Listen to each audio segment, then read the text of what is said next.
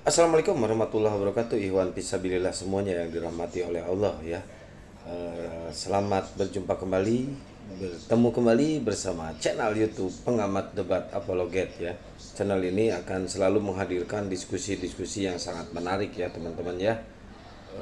Terutama diskusi yang ada di YouTube ini ya antara Islam dan Kristen, tapi lain dari yang lain. Saya akan menghadirkan apa namanya? Sebuah fenomena, sebuah kejadian ya yang dimana si Edis ya, Edis TV, kalian pasti tahu sendiri ya siapa si Edis TV. Si Edis TV ini sedang merajuk dan akan melaporkan dua oknum Kristen yang telah membongkar alamatnya, yang telah membongkar keberadaannya di Indonesia ya, melalui apa? Melalui rekening Bank BRI ya. Ini kocak banget teman-teman ya. Edis merasa keberatan, Edis marah ternyata. Kocak si Edis ini. Ya lucu aja ya, kalau menurut saya lucu aja ya, sesama mereka saling serang ya. Karena apa? Karena emang awalnya si Edis nyerang Rudy Yohanes, Edis nyerang si Mata Pisau atau PC The King atau si Robert Lele.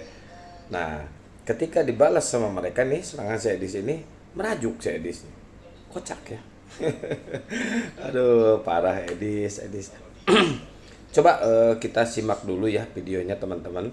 Kita simak dulu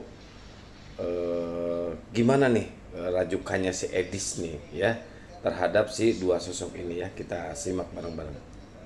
Pernah anak Batak atau Rudi Simamora pernah ngomong sama saya soal masalah dia pengen mengurusi urusan hukumnya.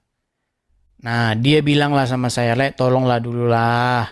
Ya, saya mau mengurus ini, mengurus itu, banding segala macam." Terkagetlah saya, lulu. Bukannya Rudi Yohanes menggalang donasi? Kok gimana kok masih minta ini? Dia bilang begitu. Kan wajar kan?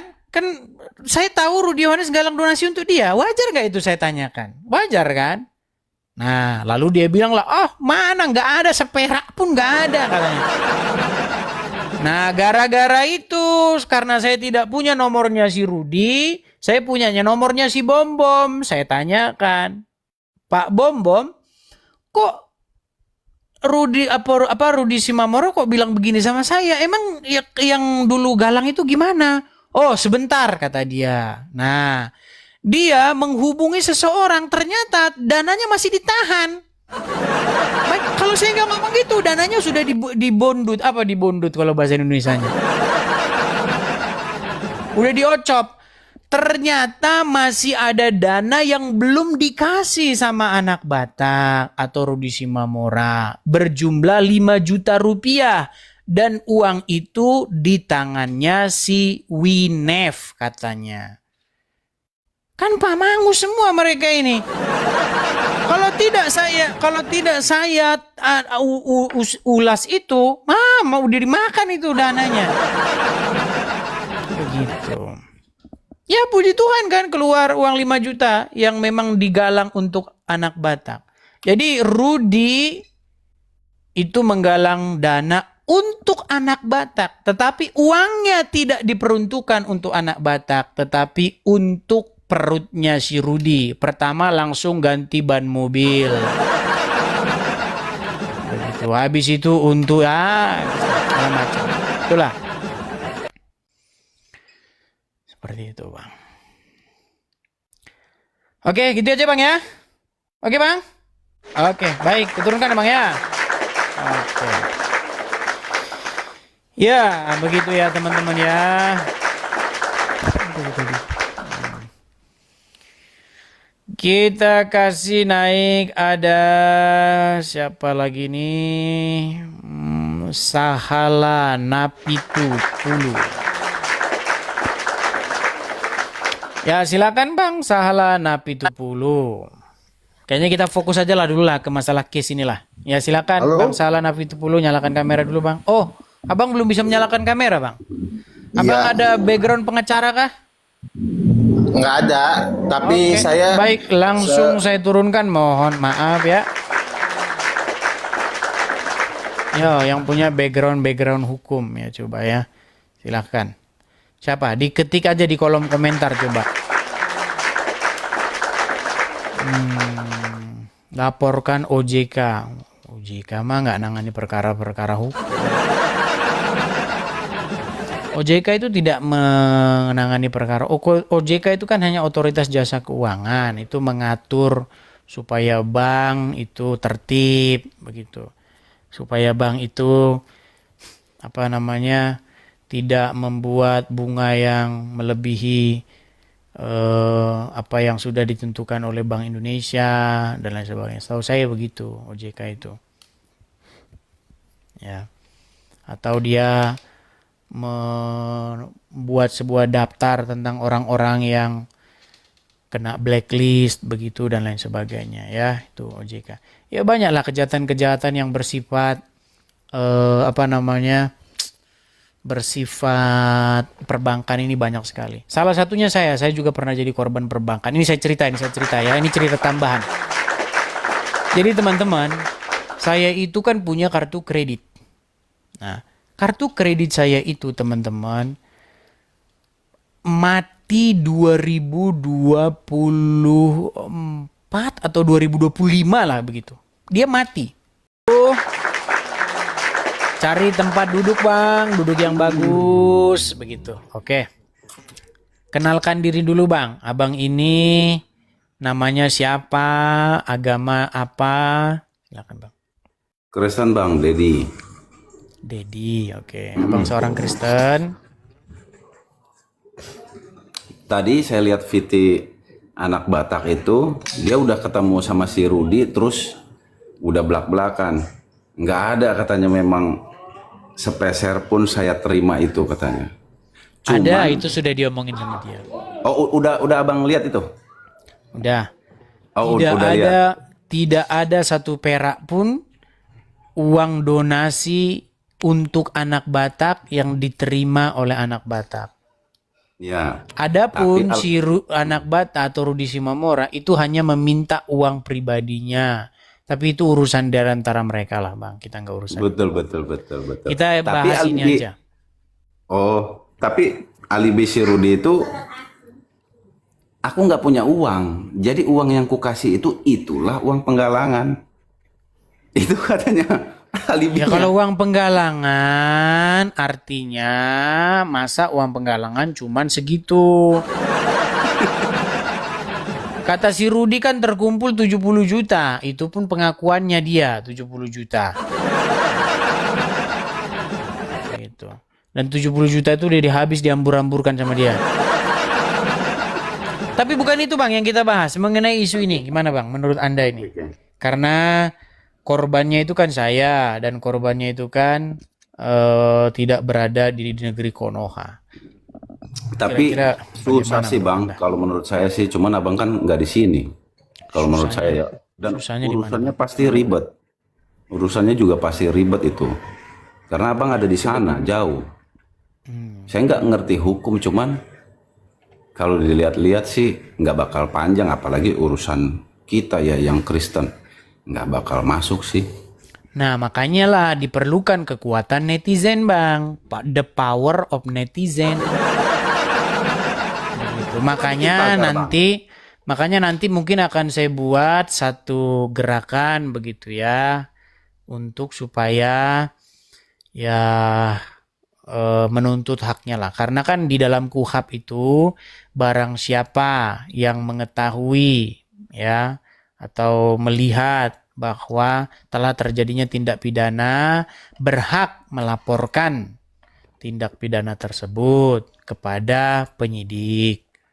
Itu kan ada dasarnya itu. Nah, Tapi laporan untuk itu bisa dilakukan secara lisan maupun secara tertulis, begitu. Kan bisa laporan secara tertulis.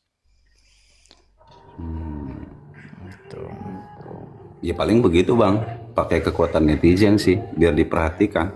Ya. Kalau enggak kita mah dikebelakangkan pasti pasti. Apalagi abang Contohnya punya begini bang, contohnya begini, saya kasih contoh. Abang pernah dengar nggak kasus TPPO, apa itu? tindak pidana perdagangan orang?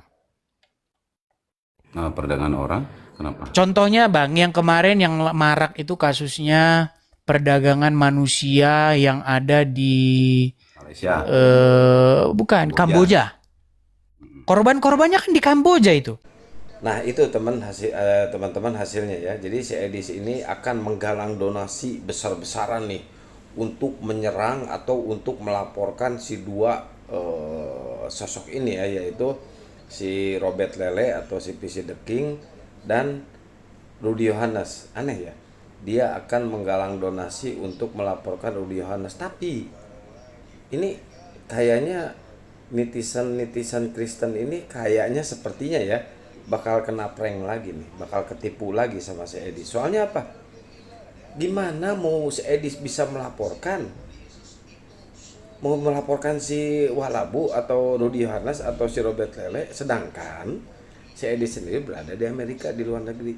Kecuali kalau si Edis pulang dulu tuh ke Indonesia tuh, pulang ke Indonesia melaporkan ke kepolisian. Nah, mungkin itu baru bisa pencemaran nama baik. Tapi kalau si Edis mau menggunakan tangan besi atau telunjuk sakti ini, nggak bisa. Nah, tadi narasi si Edis minta bantuan kepada netizennya. The power of netizen katanya akan melaporkan Rudy Yohanes dan si Robert Lele ini. Nggak bisa. Sia-sia, percuma. Mau gimana pun juga percuma.